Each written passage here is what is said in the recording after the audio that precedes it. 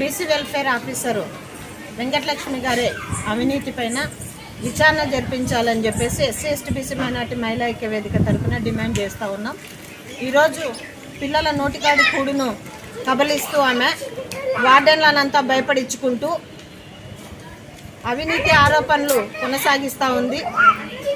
5 డిపార్ట్మెంట్లకు ఆమె ఈరోజు ఇన్ఛార్జ్గా ఉంటూ అందరినీ కూడా బెదిరిస్తూ ఒక్కొక్క పిల్ల మీద 50 రూపాయల మాదిరిగా ఆ హాస్టల్లో ఎంతమంది ఉంటే అంతమంది పిల్లలకు వార్డెన్లు డబ్బులు ఇచ్చే విధంగా ఈమె వసూలు చేస్తుందని చెప్పేసి ఎస్సీ ఎస్టీ బీసీ మైనార్టీ మహిళా ఐక్య వేదిక దృష్టికి సాక్ష్యాలతో సహా రావడం జరిగింది.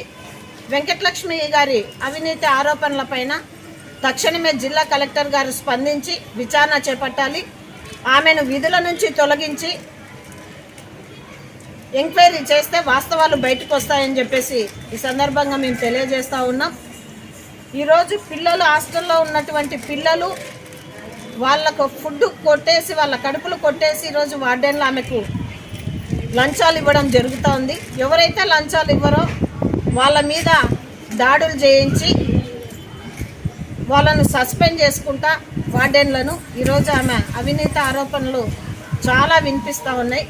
తక్షణమే ఈమెను విధుల నుంచి తొలగించి ఆమె అవినీతి పైన విచారణ చేపడితే వాస్తవాలు బయటకు వస్తాయి. కాబట్టి ఈ సందర్భంగా మేము ఆమె అవినీతి పైన విచారణ జరిపించాలని చెప్పేసి మేము డిమాండ్ చేస్తూ ఉన్నాం.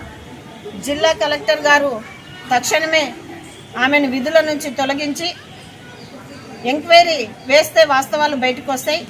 అలా లేని పక్షంలో ఆమె అవినీతి ఆరోపణలపైనే మేము ఒక కార్యాచరణను రూపొందించి పోరాటానికి సిద్ధమవుతామని చెప్పేసి ఈ సందర్భంగా తెలియజేస్తా ఉన్నాం.